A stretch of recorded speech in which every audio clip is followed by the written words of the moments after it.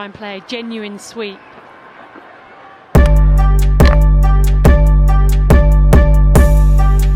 Mankading is fair, or whether it is in the spirit of the game. This here is Lagan, easily the most popular cricket movie ever. It was nominated for an Oscar and has a pretty cool soundtrack. And above all, it was ahead of its time. It predicted the emergence of unorthodox shots in Test cricket, well before it became a mainstay in the limited overs format. First in one-days and T20s, and then in Test matches with the advent of aggressive play, like that of baseball. Which, if you haven't seen our video on baseball yet, you should definitely check it out. In the movie, the outcome of the cricket match determines the livelihood of the villagers. If the completely novice villagers win, they are exempted from paying taxes to the British for 2 years. But if they lose, their tax rate triples, something which they could never afford. And no better moment underscores the context of the sadistic wager than this scene.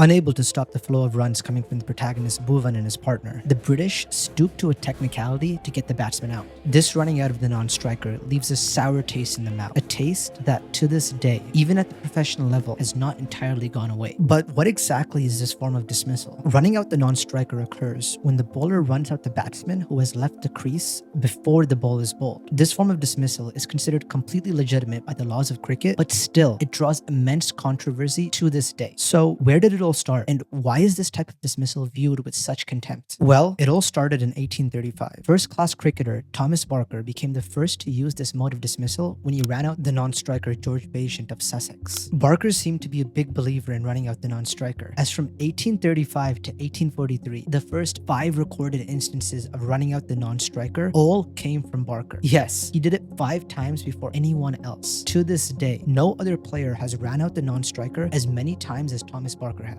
But for some reason, this form of dismissal was named after Vinu Mankad, who was the first to do it in international cricket. And it was that moment that sparked massive controversy. In 1947, during an Indian Test series in Australia, the all-rounder left-arm spinner Vinu Mankad ran out the non-striker Bill Brown. This became the first instance of this mode of dismissal being used in international cricket. And even though this mode of dismissal occurred 18 times already in first-class cricket, this instance infuriated the Australian media. The reaction was so strong that this form of dismissal was named after Mankad. Even though Barker was the first to do it and did it a total of 5 times, the dismissal still seems to be associated with Mankad. And unfortunately, to this day, running out the non-striker or mankading does not fail to raise controversy in the cricketing world. In total, 11 instances have occurred in men's internationals, 13 if you include franchise cricket. And there are 12 instances of mankading not occurring, all of which are almost as equally controversial, 9 of which were warnings, and in 2 cases, teams were so worried about the backlash they'd receive that their captains withdrew the appeals. In fact, bowlers are so worried about the hate they'll receive that most instances of mankading have occurred after the bowler has given a warning. A prime example of this is when Sri Lanka's Senanayaka mankaded English batsman Jos Buttler in 2014. He warned Buttler twice, and despite the multiple warnings, here was the reaction when he finally did it. So even when the batsman has run out after being warned, the cricketing world still goes up in flames. But why should the bowler give a warning when the mode of dismissal is completely allowed? I mean, it's not like the wicketkeeper warns the striker before he stumps him. And in a stumping, the batsman isn't even necessarily trying to run to the other end. So why is the backlash behind mankading so strong that teams are afraid to use it and even take back their appeals? Well, the main argument that opponents of mankading have is that it's against the spirit of the game. But what does that even mean? The spirit of the game refers to values that cricketers should uphold. In fact, to protect the spirit of the game, a preamble was added to the laws of cricket. And this preamble has no mention of mankading. It calls players to respect opponents and accept the umpire's decision. And it also asks players to play hard and play fair. So why should bowlers let batsmen get an unfair advantage when they have a right to prevent it from happening? And is that not what is meant by playing fair and hard? Now, don't get me wrong. There are instances where a strong case for breaching spirit of play can be made. Take a look at Bangladeshi captain Shakib timing out Angelo Matthews in the recent World Cup. There's a law that requires the incoming batsman to be ready within 3 minutes. minutes, and Matthews went a little over because of a broken helmet. The Bangladeshi captain is somehow reminded of this obscure technicality and appeals for Matthews' wicket, leaving the Sri Lankan and the rest of the cricketing world in shock. Clearly, the timeout rule is in place to avoid unnecessary delays, and the batter here is not intentionally causing a delay, nor is he or his team gaining any advantage from it. Similarly, look at this Bairstow dismissal in the recent Ashes.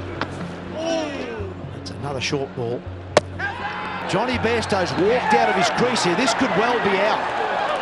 Clearly, Bairstow had no intention to attempt a run and was under the impression that the ball was dead. The crowd clearly felt that this was an obvious breach of sportsmanship, and they were livid. An atmosphere like that or scenes like that in the long run. The point of showcasing these two dismissals is to highlight that a compelling case for breaching the spirit of cricket can be made when the batsman is ruled out on a technicality from which he had nothing to gain. But Mankading is different from these controversial dismissals. In Mankading, the batsman is intentionally gaining an unfair advantage by leaving the crease early. And as the margins of the game have gotten tighter, it's honestly ridiculous that the expectation is for bowlers to let batsmen get this unfair head start. Over time, the game has in many ways tilted in the batter's favor. We have the less swinging white ball, 2 new balls in 1 day taking reverse swing out of the game, limits have been placed on bouncers, power plays with more fielding restrictions, and flatter pitches and shorter boundaries to allow for more sixes. This shift in balance towards the batting side truly deserves its own video in the future. Regardless, with all these rules put in place to favor the batsman, it is absurd that the expectation is for bowlers to just let batsmen get away with easy runs. Now, at times Mankading has occurred in the last overs of the match when the game is most intense, like in Deepti's run out of tail-ender Charlie Dean, who seemed to be pulling off a heroic upset against India, or Fazil Huq's run out of Shadab in another tense chase. In both of these instances, opponents of Mankading argue that the bowler is being deceptive. They argue that the bowler chose not to mankade up until this point, leaving the batsman under the impression that he won't be run out, as if there is some kind of implicit agreement. But the entire perspective is wrong. The batsman isn't the victim here for crossing the line to get a head start. Instead, we should be asking, why was the batsman not watching the ball, and was the batsman even planning on staying in the crease? Cricket analyst and enthusiast Peter Penna has shared incredible insight on these moments. We see in Shadab's case, from the 39th over to the 46th, he was staying within the crease a perfect 18 out of 18 times. And then, in the 47th over, he starts inching out. By the 49th over, he's well outside of his crease. So Shadab seems to be very intentionally making this gamble. And just as there's no stigma attached to the advancing batsman who gets stumped, it's not necessarily wrong if Shadab wants to risk at the non-striker's end, as long as he's willing to face the consequences. And in good faith, when he did get run out, he had no hard feelings. The rest of the cricketing world should see it this way too. And on the flip side, Penna points out that there are still hundreds of cases where the batsman goes unpenalized. In Pakistan and India's previous T20 World Cup encounter, the close match went to the last ball. And surprisingly, throughout the match, both teams abused the non-striker's end. India on average left about 20% of the time, and Pakistan more than double at 42%. So clearly, bowlers aren't using this mode of dismissal enough. But is there really a tangible effect that batters gain from leaving their crease early? To find this out, we can look to Indian spinner Ravichandran Ashwin. Ashwin has gained such publicity for his stance in favor of mankading that at this point, every batsman is aware that Ashwin isn't afraid to mankade. In Bangladesh and India's World Cup match, with the DLS in Bangladesh's favor and Lithan Das in hot form, it seemed as if Bangladesh might take the match away. That is, until Lithan was run out trying to get a double. Penna points out that earlier when Mohammad Shami was bowling, Lithan was leaving the crease early, but when Ashwin is bowling, Lithan makes sure to stay within the bounds, and that makes all the difference in his run out. This case truly drives home the point that by keeping the non-striker in their crease, easy runs aren't leaked. The game of cricket continues to evolve, and the margins continue to get smaller, making for some of the most entertaining cricket, and running out the non-striker only helps maintain the exciting balance. There's no reason why there isn't room for both mega sixes and bowlers bouncing back with runouts. And that's precisely where the beauty of watching live sports lies. You never know what is going to happen, and you have no idea when the slightest of miscalculations can lead to the greatest of momentum shifts.